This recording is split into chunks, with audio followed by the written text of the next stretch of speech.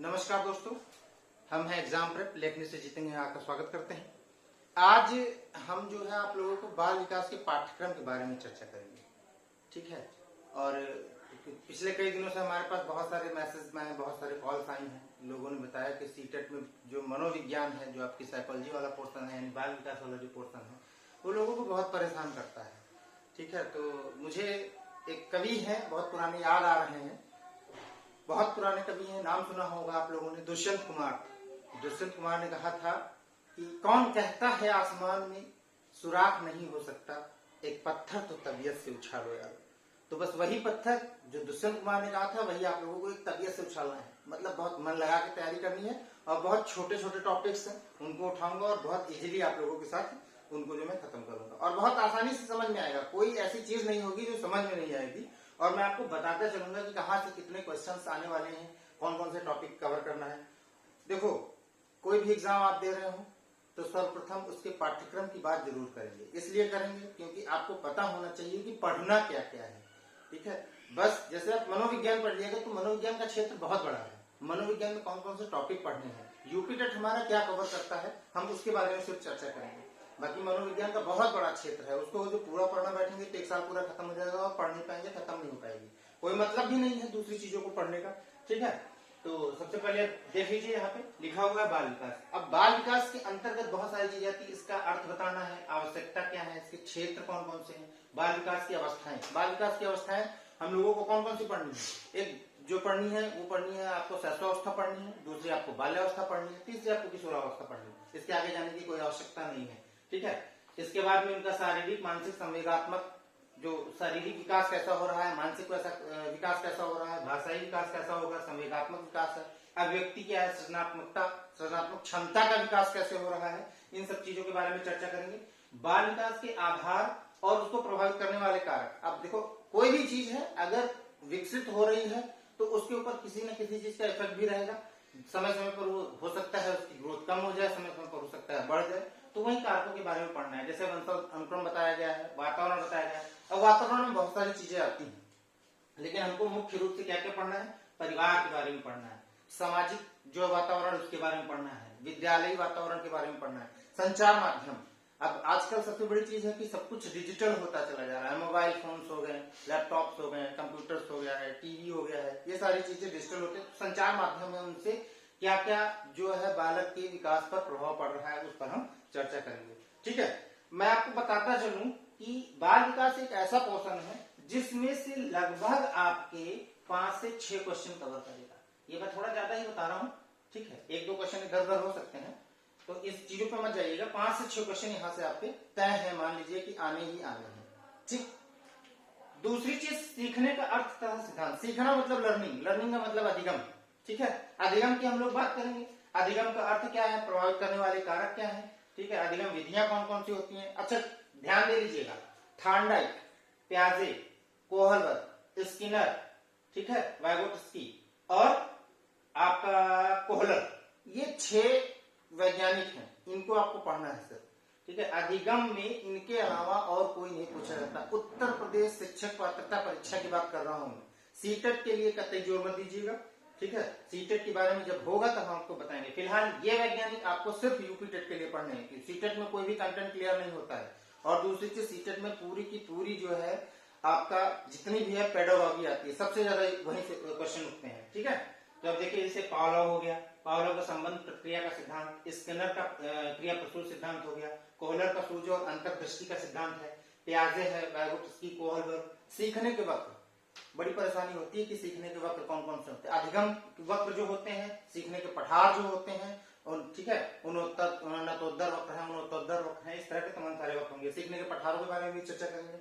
और लगभग मान के चलिए कि 4 से 5 क्वेश्चन आपके यहाँ से भी कवर होते हैं, ठीक। एक चीज और ध्यान दे लीजिएगा, पूरे सिलेबस के लास्ट में, पूरे पाठ्यक्रम लास्ट में मैं आपको ये भी बताऊंगा कि कहाँ से क्वेश्चन नहीं आते हैं। बहुत सारी चीजें होती हैं, लोग पढ़ने के लिए बैठ जाते हैं कि हाँ ये तो मनोविज्ञान में है, हमने डीएलएड में पढ़ा था, हमने बीएड में पढ़ा था और इसको भी हम पढ़ लेते हैं, क्वेश्चन हो सकता है यहाँ से। कौन कौन सी चीजें हैं जो नहीं पूछी जाती है, जहाँ से क्वेश्चन नहीं आते हैं, इसके बारे में भी हम चर्चा करेंगे, ठीक है। तीसरी बात है शिक्षण और शिक्षण विधाएं, बहुत इंपॉर्टेंट है, सीटेट की दृष्टि से सबसे ज्यादा इंपॉर्टेंट है और इससे भी लगभग आपके 4 से 5 क्वेश्चन कवर किए जाएंगे। ठीक है, ध्यान दीजिएगा। क्या?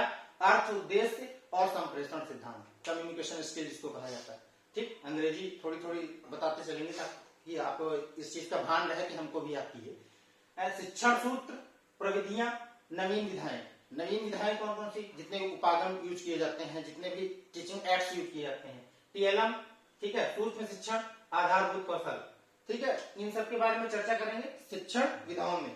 ठीक, अब ध्यान दीजिएगा, इसके बाद समावेशी शिक्षा बहुत इंपॉर्टेंट है। 2 से 3 क्वेश्चन यहां से आते ही आते हैं आपके। ठीक है, समावेशी शिक्षा क्या अभिप्राय है, पहचान के प्रकार क्या है, निराकरण क्या है।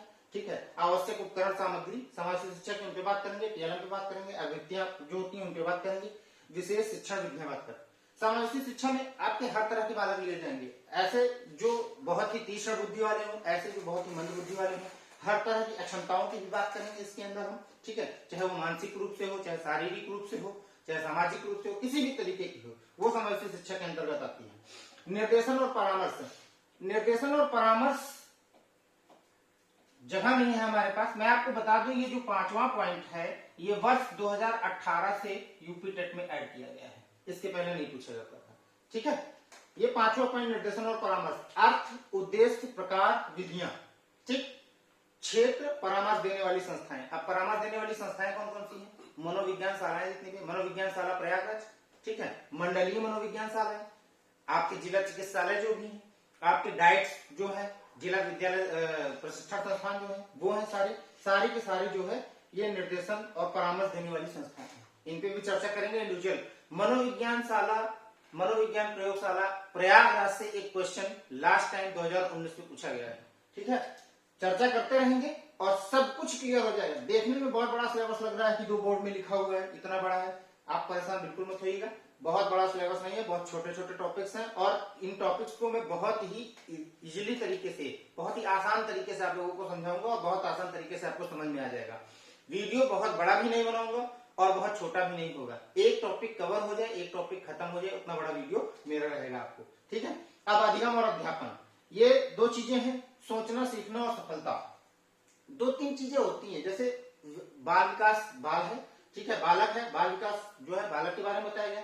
तो बालक सोचता कैसे है, सीखता कैसे है, लर्निंग कैसे कर रहा है और उसका प्रदर्शन कैसे हो रहा है। ठीक है, और उसके बाद वो बहुत सारी चीजें होती है कि सफल बालक भी होते हैं, असफल बालक भी होते हैं, वो सारे के सारे आपके अधिगम और अध्यापन के बारे में आएंगे।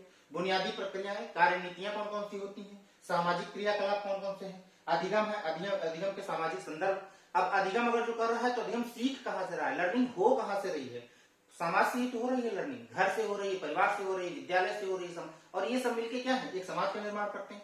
तो अधिगम के सामाजिक संदर्भ कौन कौन से होते हैं? बालक एक समस्या समाधानकर्ता के रूप में, जो बालक है वो एक समस्या समाधानकर्ता के रूप में है और एक वैज्ञानिक अन्वेषक, मतलब शोधकर्ता भी है, विज्ञान भी है, वो तमाम सारी वैज्ञानिक भी बनने की कोशिश करता है, वो सीखता भी है और तमाम सारी चीजों को अन्वेषक यानी खोज भी करता है। ठीक है, उसके बारे में चर्चा करेंगे। वैकल्पिक संकल्पना, ठीक है, और वो अधिगम से रिलेटेड है, अधिगम, वैकल्पिक संकल्पना, प्रेरणा और अधिगम, इनके बारे में चर्चा करेंगे। ठीक, इतनी चीजें क्लियर हैं आपको?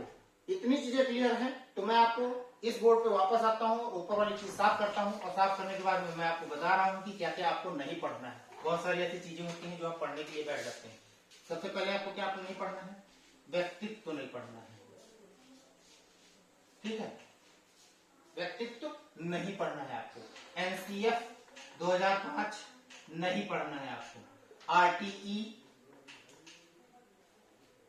ठीक है, आरटीई 2009 आपको नहीं पढ़ना है। ये सारी चीजें होती हैं। और एक बहुत मोस्ट इंपॉर्टेंट है, जो भी यूपी टेट या सी टेट जो भी तैयारी करता है, दिमाग में खोल के बैठ जाता है, भैया बुद्धि तो पढ़नी पढ़नी, ये सारे टॉपिक्स आपको नहीं पढ़ने हैं। इन चीजों का ध्यान रखिएगा।